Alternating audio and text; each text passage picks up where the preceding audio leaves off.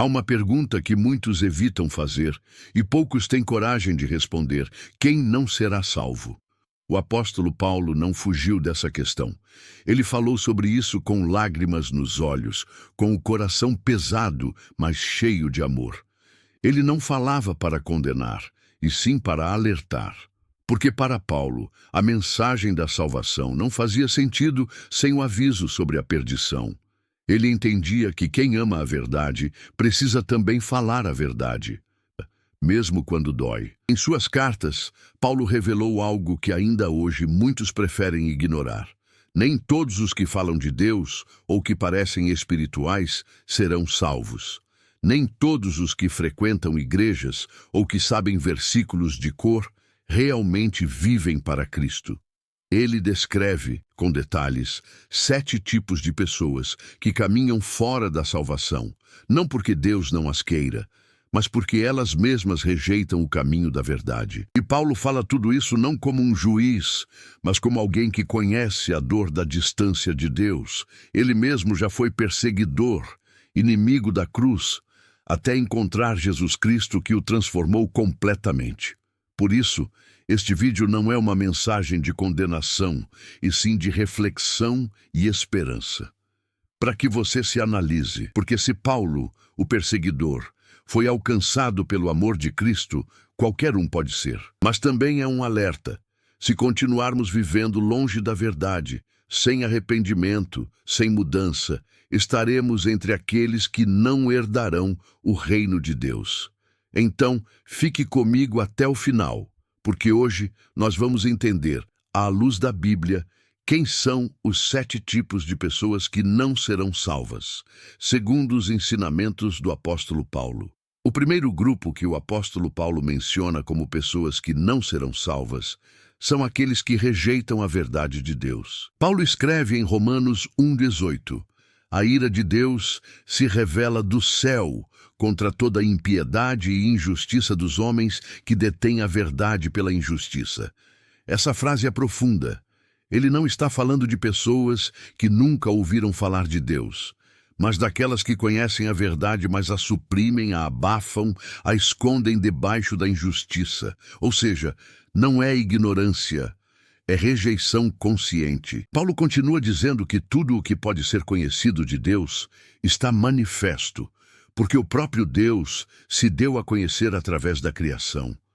Quando olhamos para o céu, para o mar, para a vida que pulsa em cada ser humano, nós sabemos, ainda que inconscientemente, que há um Criador.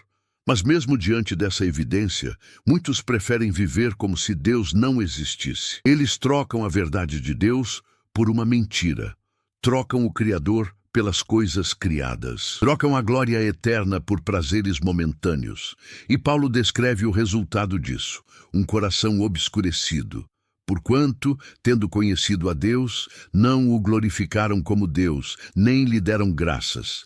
Antes, se tornaram nulos em seus raciocínios, e o seu coração insensato se obscureceu. Romanos 1:21. Isso é o que acontece quando a verdade é rejeitada.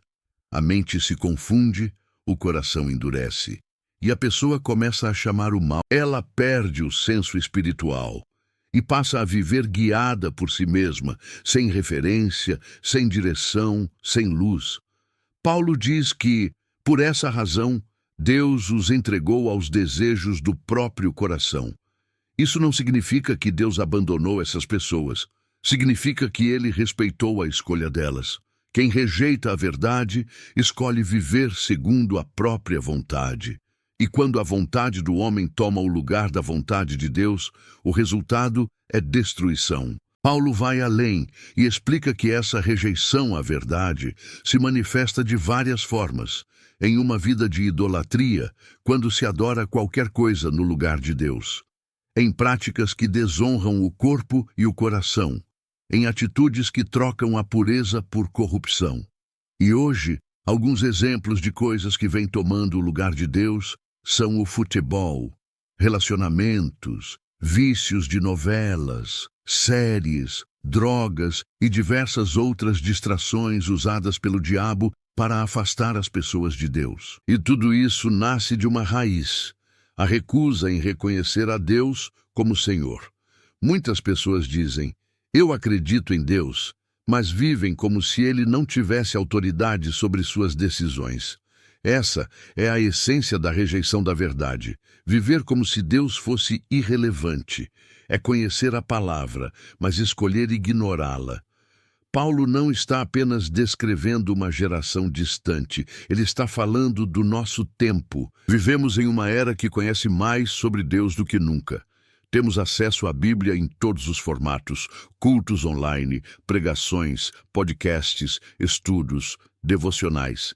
E mesmo assim, é uma geração que menos se submete à verdade. Conhecimento não salva. Fé sem arrependimento não transforma. Palavras sem obediência não produzem vida.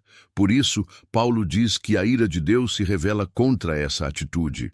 Não porque Deus tem prazer em punir, mas porque Ele é justo. A justiça de Deus é a resposta divina à rejeição humana. Quando o homem se afasta da luz, naturalmente caminha para a escuridão. Mas há uma boa notícia. Paulo não para no juízo. Porque o mesmo capítulo de Romanos que fala da ira de Deus, logo em seguida apresenta a justificação pela fé. Isso significa que mesmo quem um dia rejeitou a verdade, ainda pode ser alcançado pela misericórdia. Enquanto há vida, há oportunidade de arrependimento. Deus não quer condenar, Ele quer transformar. Então, se você se reconhece nesse primeiro grupo, alguém que conhece a verdade, mas tem vivido como se ela não importasse, saiba que a graça ainda está disponível. Deus não desiste de você, mas Ele espera que você reconheça, se arrependa e volte para a verdade. Paulo deixou claro, os que rejeitam a verdade não herdarão o reino de Deus, mas aqueles que recebem a verdade e se submetem a ela, esses experimentam uma nova vida, uma vida guiada não mais pela carne, mas pelo Espírito. E essa é a escolha diante de nós. Ou vivemos negando a verdade de Deus, ou deixamos que a verdade nos liberte completamente. No segundo grupo que o apóstolo Paulo descreve, estão aqueles que persistem no pecado e não se arrependem. Paulo chama esse tipo de pessoa de alguém que tem o coração duro e impenitente. Uma expressão forte que revela não apenas a prática do pecado, mas o prazer em continuar nele. Em Romanos 2:5, ele escreve, mas segundo a tua dureza e teu coração impenitente, entesouras ira para ti no dia da ira e da revelação do justo juízo de Deus. Paulo está falando com pessoas religiosas. Sim, ele não está se dirigindo apenas aos descrentes, mas também àqueles que se acham justos, mas vivem em pecado. São pessoas que apontam o erro dos outros, mas não olham para dentro de si. Gente que conhece a palavra, mas não se deixa transformar por ela. Paulo começa o capítulo 2 justamente dizendo, portanto, és indesculpável, ó homem, quem quer que sejas, que julgas os outros, porque que julgas a outro, a ti mesmo te condenas. Pois tu, que julgas, fazes o mesmo. Romanos 2:1. Essas palavras cortam fundo. Paulo está revelando que a hipocrisia é uma forma de rejeitar o arrependimento, porque o arrependimento verdadeiro não é apenas sentir culpa, é mudar de direção. E o problema é que quanto mais uma pessoa resiste à voz de Deus, mais o coração se endurece. A cada vez que o Espírito Santo fala e a pessoa diz não agora, ou não é tão grave assim, uma camada de dureza se forma sobre a alma. Com o tempo, a sensibilidade espiritual se perde e o pecado passa a parecer normal. Paulo diz que essa pessoa entesoura ira, como quem acumula condenação para si mesmo. Não porque Deus deseja destruí-la, mas porque ela se recusa a ser salva. Deus estende a mão, mas ela prefere continuar cavando o próprio abismo. E aqui está uma verdade que muitos não gostam de ouvir. O pecado que não é confessado será julgado. Deus não busca perfeição, mas busca arrependimento. E há uma diferença entre cair e permanecer caído. Todos nós erramos, todos pecamos. Paulo mesmo disse, Todos pecaram e destituídos estão da glória de Deus. Romanos 3:23. Mas o que separa o arrependido do perdido é a resposta que damos após o pecado. O arrependido confessa, volta para Deus. O duro de coração justifica, ignora, insiste no erro. Paulo diz que o juízo de Deus é justo e que ele retribuirá a cada um segundo as suas obras. A vida eterna aos que, com perseverança em fazer o bem, buscam glória, honra e incorruptibilidade, mas ira e indignação aos que são contenciosos e desobedecem à verdade. Romanos 2:7-8. O contraste é claro. Quem busca a verdade e vive em arrependimento, colhe vida eterna. Quem persiste na mentira e vive no pecado, colhe ira e condenação. O coração endurecido é um dos maiores perigos espirituais, porque faz a pessoa acreditar que ainda está tudo bem, mesmo longe de Deus. Ela continua frequentando a igreja, continua cantando, continua servindo, mas por dentro está vazia, sem quebrantamento, sem comunhão verdadeira. E esse é o alerta de Paulo. A religião sem arrependimento é uma armadilha. A aparência de santidade não substitui um coração transformado, porque Deus não se impressiona com as palavras dos lábios, mas com a disposição do coração. O arrependimento, na visão de Paulo, é um presente. É Deus chamando o pecador de volta para casa. Mas quem insiste em resistir, fecha a porta para esse presente. Talvez, neste momento, haja alguém ouvindo essa mensagem que tem sentido Deus chamando a tempo, mas continua adiando a decisão. Você sabe o que precisa mudar, sabe o que precisa abandonar, mas continua empurrando para depois. Paulo diria a você: não desprezes a riqueza da bondade de Deus que te conduz ao arrependimento.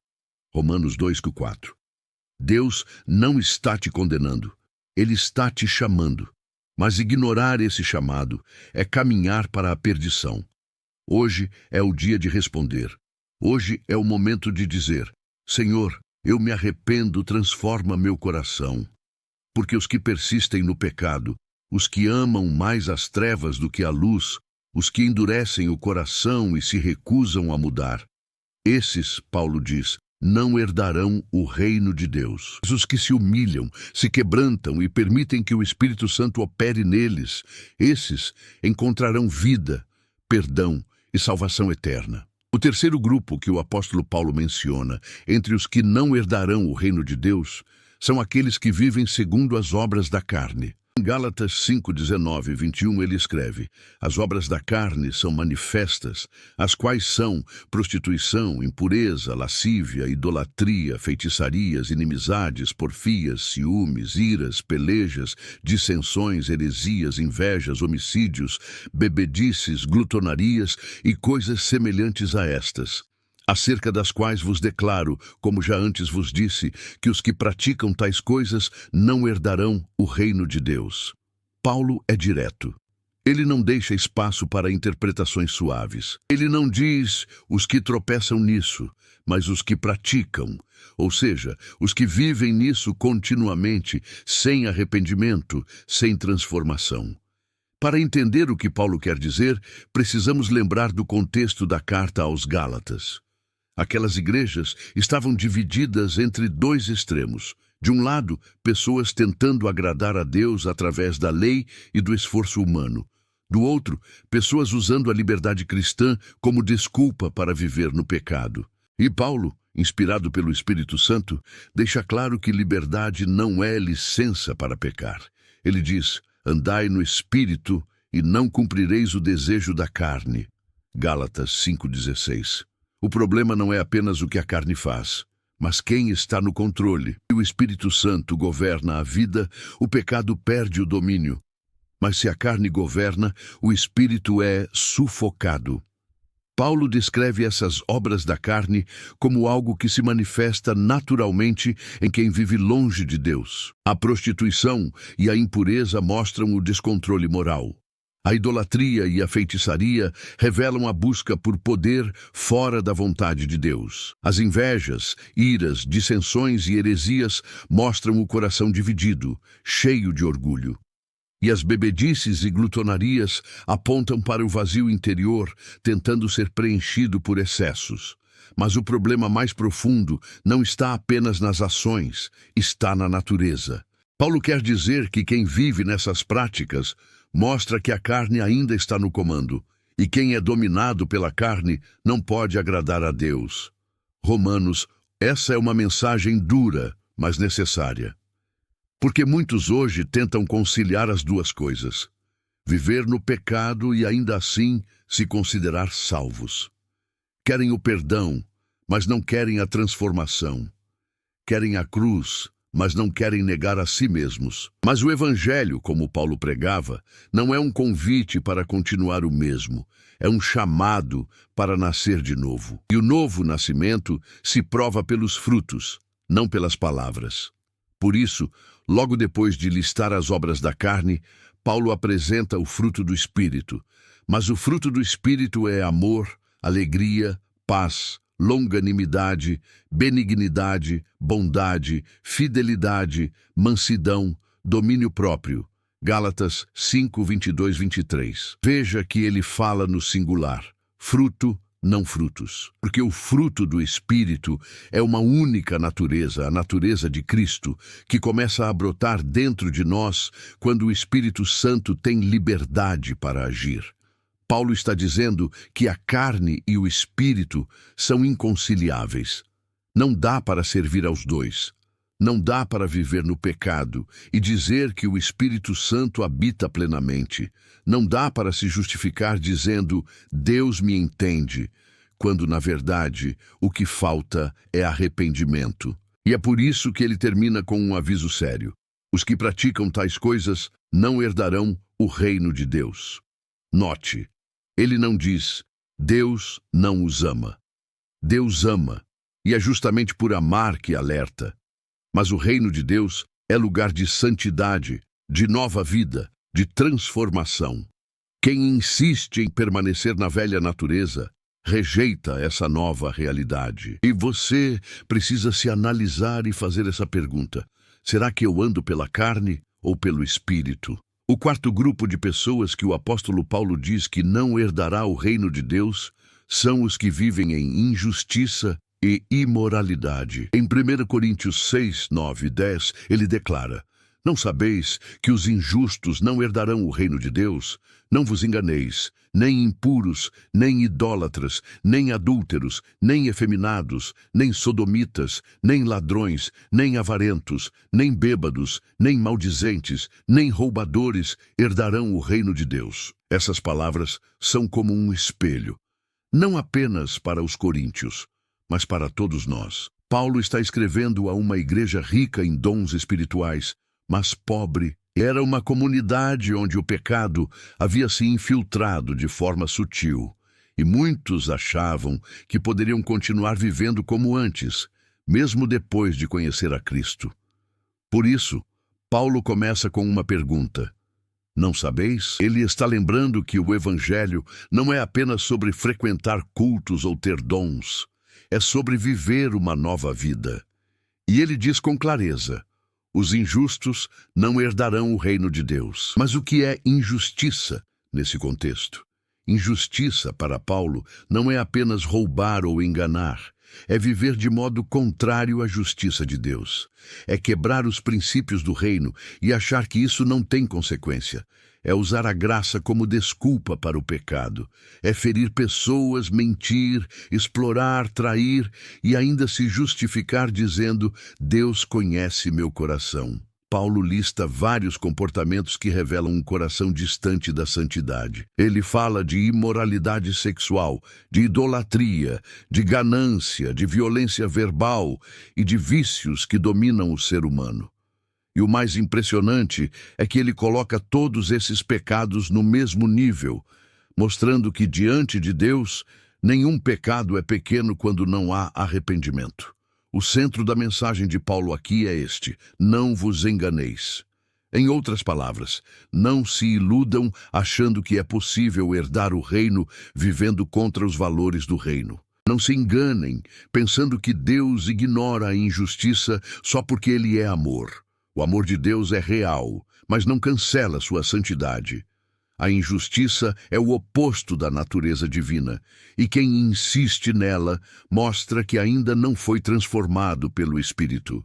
E a imoralidade é a distorção do que Deus criou para ser sagrado: o corpo, o amor, a pureza, a fidelidade. Paulo está dizendo: não dá para viver em pecado e dizer que pertence a Cristo ao mesmo tempo. Mas aqui vem uma das partes mais lindas e cheias de esperança de toda a carta. E tais fostes alguns de vós, mas fostes lavados, mas fostes santificados, mas fostes justificados em nome do Senhor Jesus Cristo e pelo Espírito do nosso Deus. 1 Coríntios 6:11. Paulo reconhece, sim, muitos daquelas pessoas viveram em injustiça e imoralidade, mas o Evangelho havia os transformado.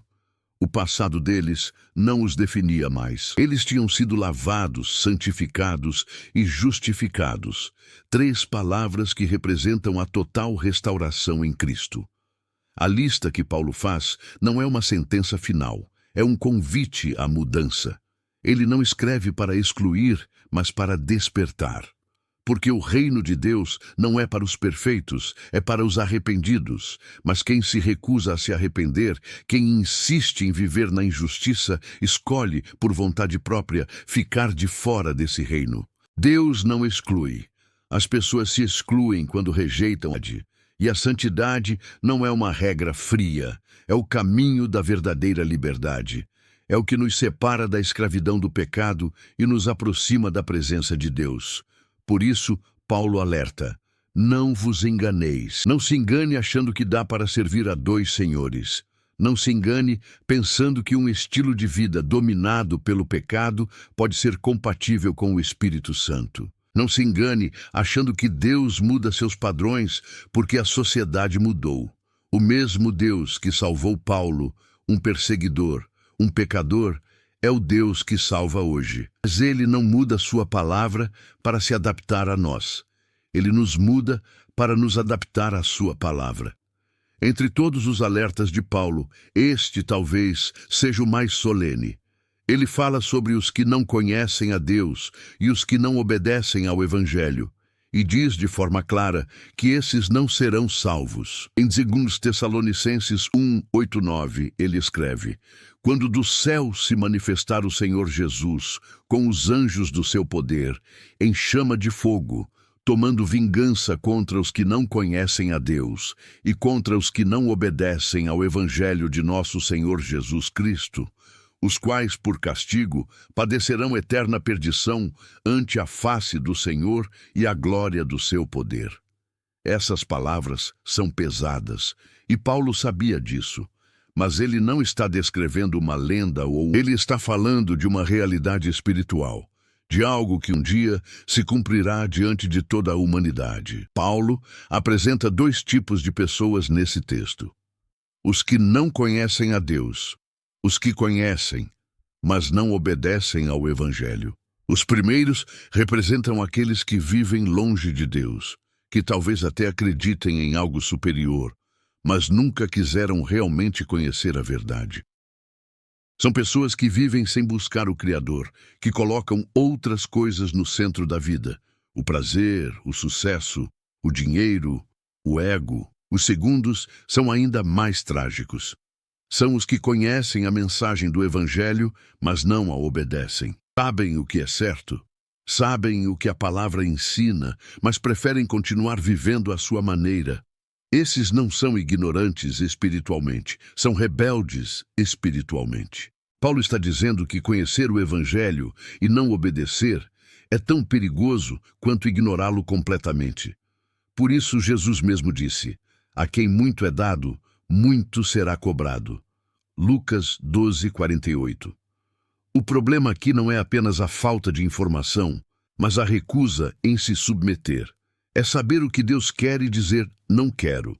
É ouvir a verdade e decidir ignorá-la. E Paulo, acredito eu, que devia estar com lágrimas nos olhos, avisa: isso tem consequências eternas. Mas por que ele fala disso com tanta seriedade? Porque ele sabia que a ignorância espiritual é uma escolha.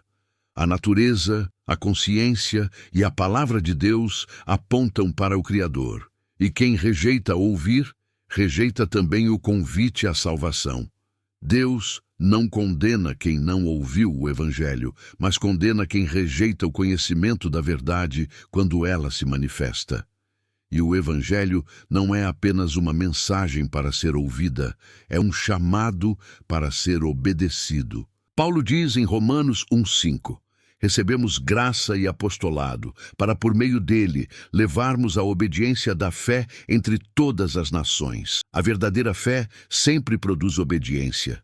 Não é apenas crer com a mente, é submeter o coração e a vontade a Cristo. Quem crê de verdade, muda. Quem ama a Deus, obedece.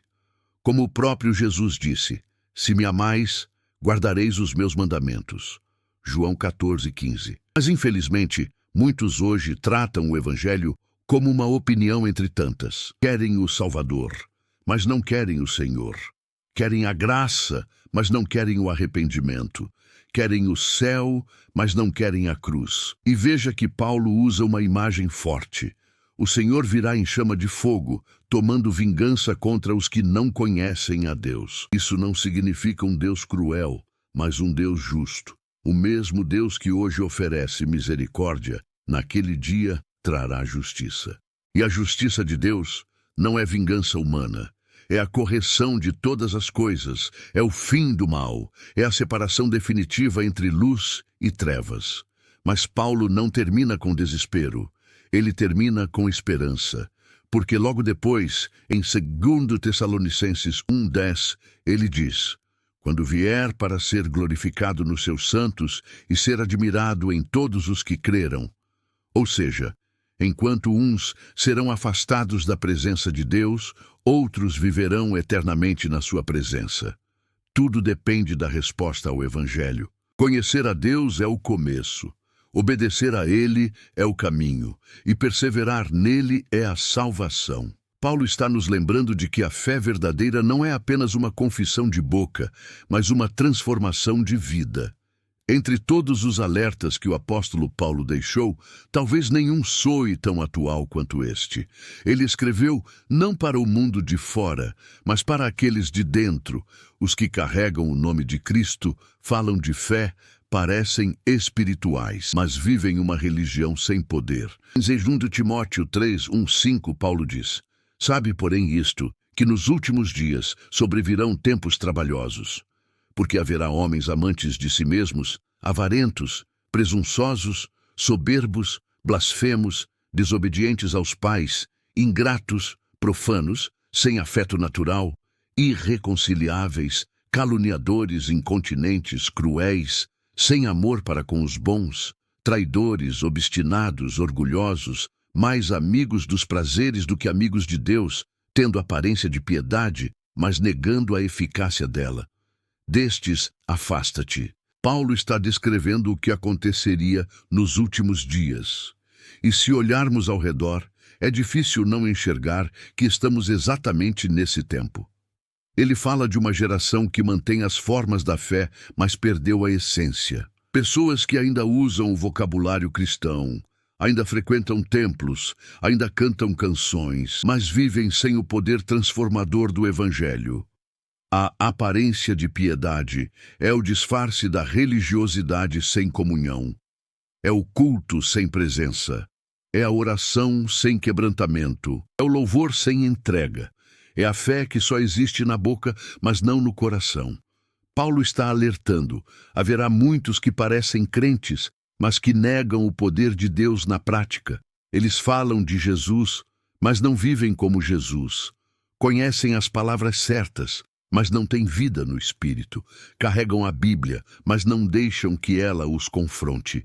E o mais perigoso é que essas pessoas não estão fora da igreja, elas estão dentro. Estão nos púlpitos, nos bancos, nos grupos de louvor, nas redes sociais, proclamando uma fé superficial, um evangelho sem arrependimento, uma graça sem cruz. Paulo sabia que o maior inimigo do cristianismo não seria o pecado visível do mundo, mas a hipocrisia disfarçada de santidade. Por isso ele diz a Timóteo: destes, afasta-te. Ele não está pregando isolamento, mas discernimento. Paulo está dizendo: não se envolva com quem só tem aparência, mas não tem essência. Porque a aparência engana, mas a vida no Espírito revela quem realmente é de Deus. Negar o poder significa viver como se o Evangelho não tivesse força para mudar nada.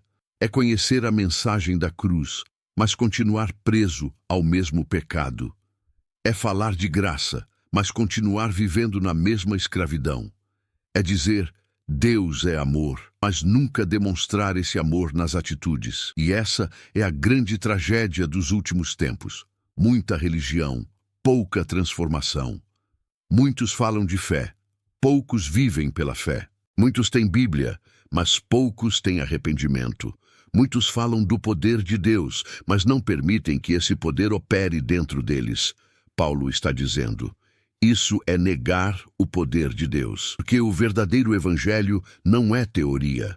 É poder que liberta, cura, restaura e transforma o pecador em nova criatura. Como ele mesmo escreveu em Romanos 1,16.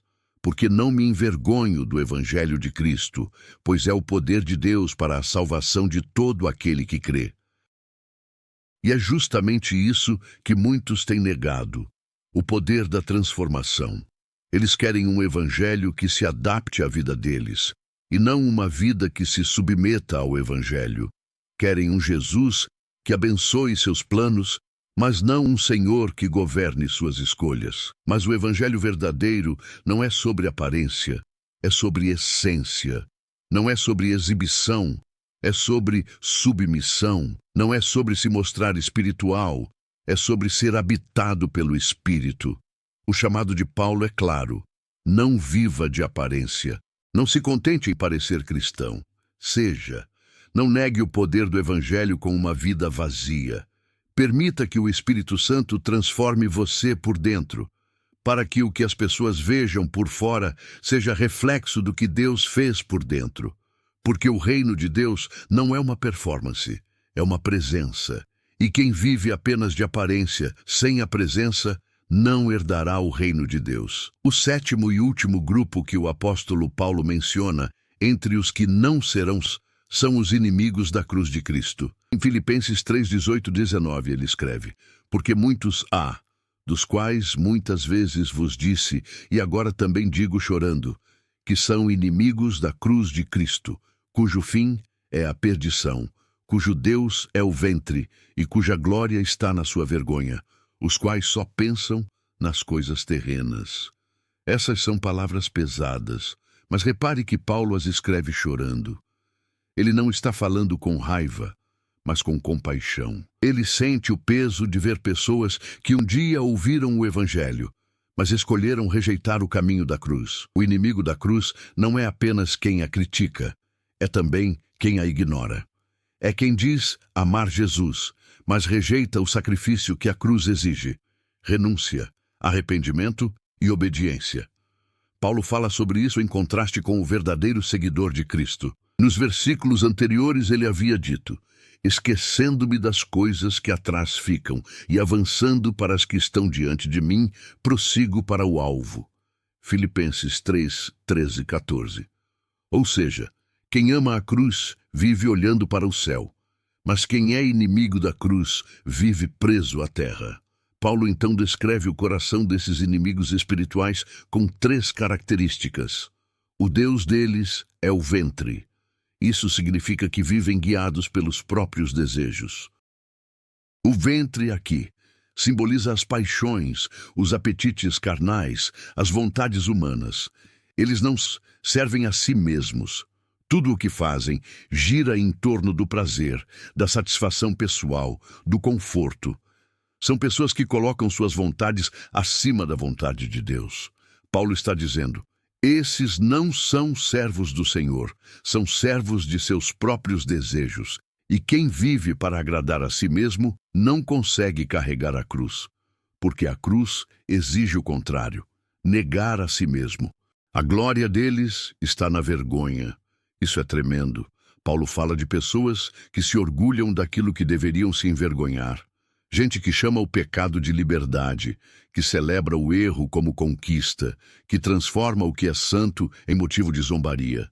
Eles não apenas pecam, eles se vangloriam do pecado. E o que Paulo está dizendo é que esse tipo de mentalidade é o oposto do Evangelho. Porque quem foi alcançado pela cruz sente dor pelo pecado, não orgulho. Sente constrangimento, não celebração. Só pensam nas coisas terrenas. Os inimigos da cruz vivem presos ao que é passageiro. Pensam em dinheiro, status, prazeres, poder, tudo o que é temporário. Eles até falam de Deus, mas a mente deles está no chão, não no céu. E Paulo conclui: o fim deles é a perdição. Veja, ele não está dizendo que Deus não os quer salvar. Pelo contrário, ele chora ao falar disso. Mas a perdição é o resultado inevitável de quem rejeita o caminho da cruz. Porque a cruz é o único caminho que leva à vida. Ser inimigo da cruz é querer um evangelho sem sacrifício, uma fé sem obediência, uma graça sem arrependimento. É dizer, eu creio em Jesus, mas viver como se a cruz não tivesse acontecido. É tentar viver o cristianismo sem morrer para o pecado. Mas a cruz é o centro de tudo. Foi nela que o amor venceu o ódio, a graça venceu o juízo e a vida venceu a morte. Quem rejeita a cruz, rejeita o próprio poder da salvação. Por isso Paulo escreve chorando, porque ele sabia o preço que Jesus pagou e via muitos desperdiçando esse sacrifício por causa do prazer momentâneo. E esse é o mesmo perigo que existe hoje. Vivemos tempos em que muitos querem um cristianismo confortável, sem renúncia, sem transformação, sem arrependimento. Depois de tudo o que vimos, fica claro que o apóstolo Paulo não escreveu essas palavras para apontar o dedo, mas para abrir os olhos. Ele não queria condenar ninguém. Queria acordar corações adormecidos, sacudir consciências e lembrar o mundo de que a salvação é um presente, mas também uma responsabilidade. Paulo falou dos que rejeitam a verdade, dos que vivem na impureza, dos que se rendem às obras da carne, dos que vivem em injustiça, dos que não obedecem ao Evangelho, dos que têm aparência de piedade sem poder e dos que se tornam inimigos da cruz de Cristo. 7 tipos de pessoas, 7 caminhos diferentes, mas todos com o mesmo fim, a separação de Deus. E Paulo diz isso com lágrimas, porque ele sabia que a separação eterna é a consequência de uma vida que escolhe ignorar a graça. Mas há uma boa notícia. Enquanto há fôlego, há tempo de mudar de caminho.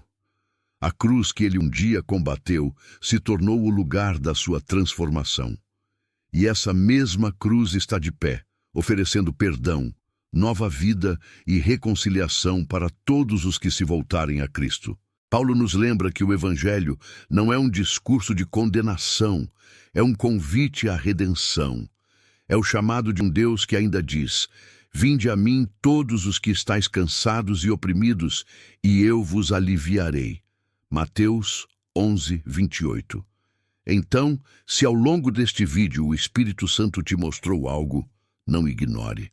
Talvez você tenha percebido que está longe da verdade, ou que tem vivido de aparência, ou que tem deixado o pecado dominar sua vida. Hoje é o dia de decidir de que lado você quer estar.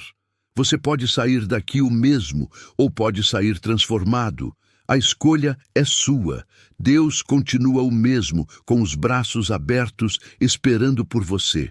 Não há passado que o amor de Cristo não possa redimir. Mas é preciso dar o passo da fé, reconhecer o erro e se entregar completamente. Como Paulo dizia: esquecendo-me das coisas que para trás ficam, prossigo para o alvo, para o prêmio da soberana vocação de Cristo Jesus. Filipenses 3, 13, 14. Hoje, Deus te chama a fazer o mesmo, a deixar o que ficou para trás e prosseguir para o alvo, a vida eterna com Cristo. E se essa mensagem falou com você, Se o Espírito Santo tocou o seu coração de alguma forma, escreva aqui nos comentários: eu escolho seguir a cruz. Esse será o seu ato público de fé. Uma declaração de que você não quer apenas ouvir o Evangelho, quer viver o Evangelho. E se quiser, compartilhe também qual parte mais te impactou. Que essa mensagem te leve à presença de Deus e que o Espírito Santo continue te moldando todos os dias. Se inscreva no canal, compartilhe esse vídeo com alguém que precisa ouvir e nunca se esqueça: Jesus Cristo está de braços abertos esperando por você. Deus abençoe você.